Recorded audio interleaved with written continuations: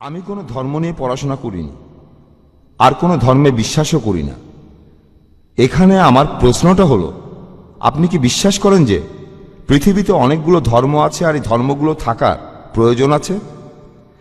কারণ আপনার লেকচারে আপনি নিজেই বলেছেন যে আল্লাহ সর্বশক্তিমান স্রষ্টা, পৃথিবীর সব মানুষকে তৈরি করেছেন পুরুষ এবং নারী হিসাবে, এবং তিনিই তাদের বিভক্ত করেছেন, ভাগ করেছেন বিভিন্ন ধর্মে, বিভিন্ন এলাকায়, ইত্যাদি ইত্যাদি, যাতে করে তারা নিজেদের মধ্যে যুদ্ধ না করে, বরং একে অন্যকে যাতে বুঝতে পারে। এখন আপনি কি আমাকে বুঝিয়ে বলবেন ক্রুসেডের উদ্দেশ্য কি ছিল? আর এটাও কি আমাকে বুঝিয়ে বলবেন, আপনি নিজেই যেটা বললেন যে হিন্দুইজম আর ইসলাম ধর্ম এই দুইটার মধ্যে পার্থক্যটা? আপনি আপনার লেকচারেই বললেন যে একটা হলো হিন্দুইজম আর অন্যটা হলো ইসলাম ধর্ম। আপনি কখনোই বলেননি যে হিন্দুইজম একটা ধর্ম। আপনার লেকচারে আপনি নিজেই বললেন হিন্দুইজম আর ইসলাম ধর্মের পার্থক্য সেটা হলো হিন্দুরা বিশ্বাস করে যে সবকিছুই স্রষ্টা, আর মুসলমানরা বিশ্বাস করে সবকিছুই হলো স্রষ্টার। যদি সবকিছুই স্রষ্টার হয়ে থাকে তাহলে এত খুনোখুনি হচ্ছে কেন? হোক সেটা ইন্ডিয়ায় অথবা পৃথিবীর অন্য যে কোনো জায়গায়, এমনকি মুসলমান দেশগুলোতে এসব হচ্ছে। অনেক ধন্যবাদ ভাই, খুব সুন্দর প্রশ্ন করেছেন। আর আপনি বললেন যে আমি আমার লেকচারে বলেছি যে সর্বশক্তিমান ঈশ্বর সব মানুষকে বানিয়েছেন মাত্র একটি যুগল থেকে, পুরুষ এবং নারী, তারপর তিনি তাদেরকে বিভক্ত করেছেন বিভিন্ন ধর্মে। ভাই, আমি এই কথাটা কখনোই বলিনি যে সর্বশক্তিমান ঈশ্বর মানুষকে বিভক্ত করেছেন বিভিন্ন ধর্মে। রেকর্ড করে রাখতে পারেন, আমি কখনোই বলিনি যে বিভিন্ন ধর্মে। আমি বলেছি বিভিন্ন জাতি আর উপজাতিতে। অনেক জাতি, অনেক রং, বিভিন্ন ধর্মে না। আল্লাহ বলেছেন ধর্ম একটাই। সর্বশক্তিমান ঈশ্বর মানুষকে কখনোই বিভিন্ন ধর্মে ভাগ করেননি। ধর্ম কেবলমাত্র একটাই। তিনি ভাগ করেছেন বিভিন্ন জাতি, রং আর বিভিন্ন ভাষায়, যাতে আপনারা একে অন্যের সাথে পরিচিত হতে পারেন। আর আপনারাও বুঝতে পারলেন যে অমুক লোকটা এসেছে অমুক জাতি থেকে, মানে অমুক অঞ্চল থেকে। ধর্ম না অঞ্চল, এটা ধর্ম না। তাই আপনি যে ধর্মের কথা বলছেন সেটা ঠিক না, বাকি সব ঠিক আছে। বিভিন্ন ভাষা, বিভিন্ন রং, বিভিন্ন জাতি, আমি একমত, যাতে তারা অন্যের সাথে পরিচিত হতে পারে, একে অন্যের সাথে যুদ্ধ করার জন্য নয়। আপনি বললেন যে আমি নাকি কখনো হিন্দুইজমকে ধর্ম বলিনি। আপনি এটাও ঠিক বললেন না। আমি বলেছি ধর্ম হলো সর্বশক্তিমান ঈশ্বরে বিশ্বাস করা। অক্সফোর্ড ডিকশনারি বলছে এই হিন্দুইজমকে বুঝতে হলে, হিন্দু ধর্মটাকে বুঝতে হলে আপনাকে এই ধর্মের ঈশ্বরের ধারণাকে বুঝতে হবে। আপনি যদি ইহুদি ধর্মকে বুঝতে চান তাহলে আপনাকে ইহুদি ধর্মের ঈশ্বরের ধারণাকে বুঝতে হবে। আপনি যদি খ্রিস্টান ধর্মকে বুঝতে চান তাহলে খ্রিস্টান ধর্মের ঈশ্বরের ধারণাকে বুঝতে হবে। যদি আপনি ইসলাম ধর্মকে জানতে চান তাহলে ইসলাম ধর্মের ঈশ্বরের ধারণাকে বুঝতে হবে। আমি সেটাই বলেছি। এই সমস্ত বিভেদগুলো কে তৈরি করেছেন? ঈশ্বর করেননি। আল্লাহ পরিষ্কারভাবে সূরা আনামের 159 নম্বর আয়াতে উল্লেখ করেছেন যে যারা দিন সম্পর্কে নানা মতের সৃষ্টি করিয়াছে তাহাদের কোনো দায়িত্ব তোমার নয়। ধর্মকে আপনি ভাগ করতে পারেন না। যারা ধর্মকে ভাগ করে তারা ভুল করছে। আপনি বললেন যে কেন মানুষ একে অন্যকে হত্যা করে, এটা আপনি তাদের জিজ্ঞেস করুন। যেমন ধরুন, একজন শিক্ষক ছাত্রদের বলল নকল করো না, ছাত্ররা নকল করে। এখানে কে দোষী, শিক্ষক না ছাত্র? ছাত্র দোষী। এখানে আল্লাহ মানুষ জাতির প্রত্যেককে একটা স্বাধীন ইচ্ছা শক্তি দিয়েছেন যে তোমরা যা খুশি করতে পারো, আমি শুধু গাইডেন্সটা দেব। সর্বশেষ আর চূড়ান্ত গাইডেন্স, সর্বশেষ আর চূড়ান্ত আসমানি কিতাব হলো পবিত্র কোরআন। এখানে সব নির্দেশগুলো দেওয়া আছে। আর আল্লাহ বলেছেন, আমি আমার লেকচারও বলেছি যে সূরা মাইদার 32 নম্বর আয়াতে উল্লেখ আছে, যদি কেউ কোনো মানুষকে হত্যা করে, হোক সে মুসলিম বা অমুসলিম, হোক সে হিন্দু, ইহুদি, খ্রিস্টান, শিখ, যে কেউ, যদি সেটা হত্যাকাণ্ডের অপরাধে না হয়, যদি দুনিয়ার ধ্বংসাত্মক কাজের জন্য না হয়, তাহলে সে যেন পুরো মানব জাতিটাকে হত্যা করলো।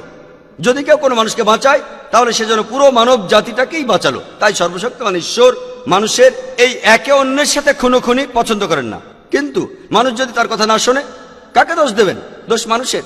এই পৃথিবীতে আল্লাহ বলেছেন, সূরা মুলকের 2 নম্বর আয়াতে আছে যে এই পৃথিবীতে আল্লাহ সৃষ্টি করিয়াছেন মৃত্যু এবং জীবন তোমাদিগকে পরীক্ষা করিবার জন্য। আল্লাহ মৃত্যু আর জীবন তৈরি করেছেন আমাদের সবাইকে পরীক্ষা করার জন্য। আল্লাহ এখানে ইন্টারফেয়ার করেন না। তিনি চাইলে করতে পারতেন। কোরআন বলছে যদি আল্লাহ চাইতেন তিনি সবাইকে বিশ্বাসী বানিয়ে পৃথিবীতে পাঠাতেন, তাহলে এই পরীক্ষাটা থাকতো না। যদি শিক্ষক চান পাশ করুক আর না করুক, তিনি সবাইকে পাশ করিয়ে দিতে পারেন।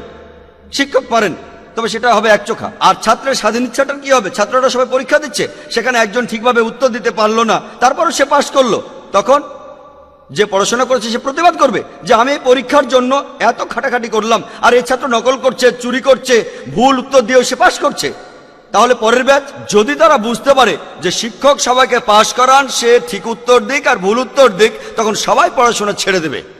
এভাবে আপনি একটা মেডিকেল ডিগ্রিও পেতে পারেন, কিন্তু এই ডাক্তার যখন মেডিকেল পাশ করবে, পাশ করে বের হবে, তখন সে মানুষ সারাতে পারবে না, মানুষ মারতে পারবে। আর সেজন্য আল্লাহ সুবহানাহু ওয়া তাআলা পবিত্র কোরআনের মাধ্যমে মানুষ জাতিকে নির্দেশ দিয়েছেন, হত্যা করো না, অন্যের ক্ষতি করো না, মানুষকে ভালোবাসো। আমার লেকচারে সব বলেছি, কিন্তু মানুষ যদি না করে তার মানে তারা কোরআন মেনে চলছে না। ধরুন যে কোনো মানুষ, ধরুন সে যে কেউ হোক, সে আমেরিকান বা পাকিস্তানি হোক, সে পৃথিবীর যে কোনো জাতির মানুষ, মানুষ হয়তো বলতে পারে, ধরুন যদি আপনার নাম হয়ে থাকে কোনো মুসলমান নাম, আব্দুল্লাহ বা জাকির বা মোহাম্মদ, নাম দিয়ে বেহেশতে যেতে পারবেন না। নাম দিয়ে নিজেকে মুসলমান বলছেন, নাম আপনাকে মুসলিম বানায় না। মুসলিম কোনো লেভেল না যে আমি বললাম মুসলিম আর মুসলিম হয়ে গেলাম। মুসলিম অর্থ নিজের ইচ্ছাকে সমর্পণ করা আল্লাহ সুবহানাহু ওয়া তাআলার কাছে। যদি কারো নাম হয়ে থাকে জাকির, আব্দুল্লাহ, মোহাম্মদ, শাকির, এটা কিছু না। যদি তারা নিজের ইচ্ছাকে সমর্পণ করে আল্লাহর কাছে, তাহলে তারা মুসলিম। শুধু মুসলিম বলে ডাকলেই হবে না। পবিত্র কোরআন বলছে কিছু মানুষ শুধু মুখের কথায় মুসলিম, তাই যারা খুনোখুনি করছে তারা কোরআনের নির্দেশ মেনে চলছে না। যদি তারা কোরআনের নির্দেশ মেনে চলতো, পুরো পৃথিবীতে শান্তি বজায় থাকতো। আশা করি উত্তরটা পেয়েছেন। তাহলে জাকির ভাই, যদি একজন হিন্দু কোরআনের নীতিগুলো ঠিকমতো মেনে চলে, যে নীতিগুলোর সাথে হিন্দু ধর্মগ্রন্থের নীতিগুলোর বেশ মিল রয়েছে, তাহলে একজন হিন্দু নিজেকে কি মুসলমান বলতে পারে? অথবা অন্যদিকে একজন মুসলিম নিজেকে কি হিন্দু বলে দাবি করতে পারে? কারণ আজকে আপনার লেকচারের বিষয়টাই হলো সার্বজনীন ভ্রাতৃত্ব। ডক্টর বিয়াস যখন আপনাকে প্রশ্ন করেছিলেন, আমি কিন্তু সেটা ঠিকই বুঝেছিলাম। খুবই সুন্দর প্রশ্ন। আপনারা যদি পরিষ্কারভাবে প্রশ্ন করেন, আমি উত্তর দিতে পারি আলহামদুলিল্লাহ। ভাই খুব সুন্দর প্রশ্ন করেছেন। যদি কোনো হিন্দু ইসলাম, কোরআন, হিন্দু ধর্মের মূলনীতি মেনে চলে, তাকে মুসলিম বলা যাবে কিনা, আর একজন মুসলিমকে হিন্দু বলা যাবে কিনা, খুবই সুন্দর প্রশ্ন। আসুন আমরা দেখি মুসলিম আর হিন্দু বলতে কি বোঝায়। আমি আগেও বলেছি যে মুসলিম হলো সেই লোক যে নিজের ইচ্ছাকে সমর্পণ করে আল্লাহ সুবহানাহু ওয়া তাআলার কাছে, ঈশ্বরের কাছে। হিন্দু শব্দটার সংজ্ঞা কি আপনারা কেউ জানেন? হিন্দু শব্দটার ভৌগোলিক বিশেষত্ব আছে। যে লোক ইন্ডিয়ায় বাস করে, যে লোক সিন্ধু নদীর অববাহিকায় এই সভ্যতায় বাস করে, সে একজন হিন্দু। আর এভাবে আমিও একজন হিন্দু। আপনারা কি জানেন? হিন্দু শব্দটার একটা ভৌগোলিক বিশেষত্ব আছে। যে কাউকে জিজ্ঞেস করতে পারেন। স্বামী বিবেকানন্দের মতে হিন্দু শব্দটা সঠিক নয়। ভৌগোলিকভাবে আমি একজন ইন্ডিয়ান, ভৌগোলিকভাবে আমি একজন হিন্দু। কিন্তু স্বামী বিবেকানন্দ বলেছেন যে হিন্দুদের আসলে বলা উচিত বেদান্তবাদী, তাদেরকে হিন্দু বলা উচিত না, বেদান্তবাদী। তাই যদি জিজ্ঞেস করেন ভৌগোলিকভাবে আমি হিন্দু কিনা, হ্যাঁ ভৌগোলিকভাবে আমি হিন্দু, আমি একজন হিন্দু। তবে যদি জিজ্ঞেস করেন আমি বেদান্তবাদী কিনা, বেদ মানি কিনা, আমি বলবো বেদের যে কথাগুলো পবিত্র কোরআনের কথার সাথে মিলে যায়, সেগুলো কথা মেনে চলার প্রতি আমার কোনো আপত্তি নেই।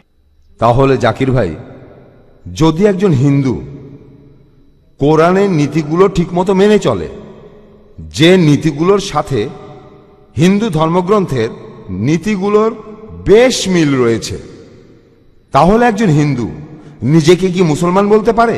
অথবা অন্যদিকে একজন মুসলিম নিজেকে কি হিন্দু বলে দাবি করতে পারে? কারণ আজকে আপনার লেকচারের বিষয়টাই হলো সার্বজনীন ভ্রাতৃত্ব। ডক্টর বিয়াস যখন আপনাকে প্রশ্ন করেছিলেন, আমি কিন্তু সেটা ঠিকই বুঝেছিলাম। খুবই সুন্দর প্রশ্ন। আপনারা যদি পরিষ্কারভাবে প্রশ্ন করেন, আমি উত্তর দিতে পারি আলহামদুলিল্লাহ। ভাই খুব সুন্দর প্রশ্ন করেছেন। যদি কোনো হিন্দু ইসলাম, কোরআন, হিন্দু ধর্মের মূলনীতি মেনে চলে, তাকে মুসলিম বলা যাবে কিনা, আর একজন মুসলিমকে হিন্দু বলা যাবে কিনা, খুবই সুন্দর প্রশ্ন।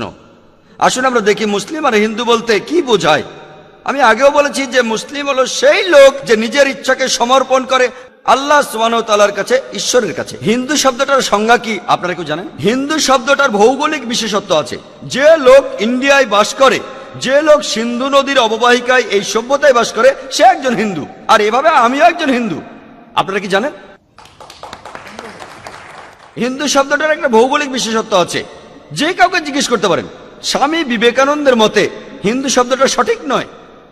ভৌগোলিকভাবে আমি একজন ইন্ডিয়ান, ভৌগোলিকভাবে আমি একজন হিন্দু। কিন্তু স্বামী বিবেকানন্দ বলেছেন যে হিন্দুদের আসলে বলা উচিত বেদান্তবাদী, তাদেরকে হিন্দু বলা উচিত না, বেদান্তবাদী। তাই যদি জিজ্ঞেস করেন ভৌগোলিকভাবে আমি হিন্দু কিনা, হ্যাঁ ভৌগোলিকভাবে আমি হিন্দু, আমি একজন হিন্দু। তবে যদি জিজ্ঞেস করেন আমি বেদান্তবাদী কিনা, বেদ মানি কিনা, আমি বলবো বেদের যে কথাগুলো পবিত্র কোরআনের কথার সাথে মিলে যায় সেগুলো কথা মেনে চলার প্রতি আমার কোনো আপত্তি নেই। যেমন ধরুন, সৃষ্টিকর্তা মাত্র একজন, কিন্তু যদি বলেন আমি বিশ্বাস করি কিনা সৃষ্টিকর্তা ব্রাহ্মণদের মাথা থেকে সৃষ্টি করিয়েছেন, আর এমন গোত্র যেটা সবচেয়ে উপরের গোত্র, আর ক্ষত্রিয়দের তার বুক থেকে। আমি বেদ থেকে উদ্ধৃতি দিচ্ছি, যদি আপনি বেদ বিশ্বাস না করেন সেটা আপনার সমস্যা ভাই, তবে আমি বেদ থেকে উদ্ধৃতি দিচ্ছি। এখানে বেদের অনেক পণ্ডিত বসে আছেন, তাদের জিজ্ঞেস করে দেখতে পারেন। বেদ বলছে, আমি না, বৈশ্যরা উরু থেকে এসেছে, আর আর শূদ্ররা এসেছে ঈশ্বরের পা থেকে। তো এই ধারণার সাথে আমি একেবারে একমত না। ঠিক তাই, তবে যদি জিজ্ঞেস করেন আমি বেদের দর্শনে বিশ্বাস করি কিনা, আমি বলবো না, হিন্দু ধর্মের এই দর্শনে আমি বিশ্বাস করি না। তাহলে আপনার কথায় যে ইন্ডিয়ায় থাকে সেই হিন্দু, হ্যাঁ, আপনি তাই বললেন? আমরা ভৌগোলিকভাবে হিন্দু। খুব ভালো হ্যাঁ ভাই, আপনি ঠিকই আমরা বলেছেন। সবাই এখানে যে হিন্দু, লোক সবাই ইন্ডিয়ায় বাস হিন্দু। করে, সে একজন হিন্দু। একইভাবে যে লোক আমেরিকায় বাস করে সে একজন আমেরিকান হবেই, সে একজন আমেরিকান। খুব খুব ভালো, ভালো, খুব ভালো, আলহামদুলিল্লাহ। খুব ভালো। তাই যে লোক ইন্ডিয়াতে থাকে, খুব ভালো। তাহলে আমরা এখানে যারা আছি সবাই হ্যাঁ। হিন্দু, আপনিও হিন্দু। ঠিক তাই, আমি আপনার সঙ্গে একমত। ভৌগোলিকভাবে ইন্ডিয়ায় যারা বসবাস করে তারা সবাই হিন্দু, আমি আপনাদের সঙ্গে একমত। ভৌগোলিক সংজ্ঞা অনুযায়ী যদি আপনি বলেন, যে ইন্ডিয়ায় যারা বাস করে তারা হিন্দু, ঠিক কথা, সব পণ্ডিতই মানবেন ইন্ডিয়ায় যারা বাস করে তারা হিন্দু। ভৌগোলিকভাবে আমিও একজন হিন্দু, কিন্তু ইন্ডিয়ায় বসবাস করে আমি মুসলিম হতে পারি? হ্যাঁ, অবশ্যই। তাই একজন লোক মুসলিম হিন্দু দুটোই হতে পারে। হ্যাঁ, সেই মুসলিম যদি ইন্ডিয়ায় বসবাস করে সে একজন হিন্দু হতে পারে। তবে যদি একজন হিন্দু আমেরিকায় বসবাস করে সে আসলে হিন্দু নয়, আপনারা জানেন, সে একজন আমেরিকান। তাই হিন্দুইজমকে আপনি একটা সর্বজনীন ধর্ম বলতে পারেন না। পণ্ডিতরা তাই বলেন হিন্দু ধর্মটা শুধুমাত্র ইন্ডিয়াতেই সীমাবদ্ধ। এটা কোনো ধর্ম না, এটা একটা ভৌগোলিক বিশেষত্ব। স্বামী বিবেকানন্দের মতে, তিনি একজন বিখ্যাত পণ্ডিত, হিন্দুইজম শব্দটা হলো একটা মিসনোমার। মিসনোমার মানে জানেন? মিসনোমার মানে ভুল অর্থে শব্দ প্রয়োগ করা। এই শব্দটা আসলে হওয়া উচিত বেদান্তবাদী। তাই যদি আমাকে বলেন আমি একজন হিন্দু কিনা, আমি বলবো যদি হিন্দু বলতে ইন্ডিয়ায় বসবাসকারীকে বোঝান তাহলে অবশ্যই আমি একজন হিন্দু। কিন্তু যদি বলেন হিন্দু হলো সেই লোক যে পুজো করে, একটু আগে ভাই আপনি যেটা বললেন যে সে বিশ্বাস করে অনেক অনেক দেবতা যাদের আকার আছে আর দেবতার হাত আছে, মাথা আছে, সেক্ষেত্রে আমি হিন্দু না। কিন্তু যদি ভৌগোলিক বিশেষত্বের কথা বলেন, হ্যাঁ আমি একজন হিন্দু। একইভাবে একজন হিন্দু মুসলিম হতে পারে, হ্যাঁ একজন ইন্ডিয়ান মুসলিম হতে পারে, একজন হিন্দু মুসলিম হতে পারে। কিন্তু যদি সেই ইন্ডিয়ান মূর্তি পূজা করে সে মুসলিম হতে পারবে না। কারণ পবিত্র কোরআনে সূরা নিসার 48 নম্বর আয়াতে উল্লেখ আছে, এছাড়া সূরা নিসার 116 নম্বর আয়াতে উল্লেখ আছে যে আল্লাহ সুবহানাহু ওয়া তাআলা তার সহিত শরীক করাকে ক্ষমা করেন না, কাউকে শরীক করা হলে। এছাড়া অন্য সব ইচ্ছা করলে ক্ষমা করতে পারেন, তবে শিরকে তিনি ক্ষমা করেন না। তাই একজন ইন্ডিয়ান যে ইন্ডিয়ায় বাস করে ভৌগোলিকভাবে হিন্দু মুসলিম হতে পারে, কিন্তু যদি সেই ভৌগোলিক হিন্দু ইন্ডিয়ান আল্লাহর আদেশ না মানেন, অর্থাৎ এক ঈশ্বরে বিশ্বাস না করা, নবী সাল্লাল্লাহু আলাইহি সাল্লামকে বিশ্বাস না করা, তাহলে সে মুসলিম হতে পারবে না। যে মুসলমান কোরআনের নির্দেশ মেনে চলে আর ইন্ডিয়ায় বাস করে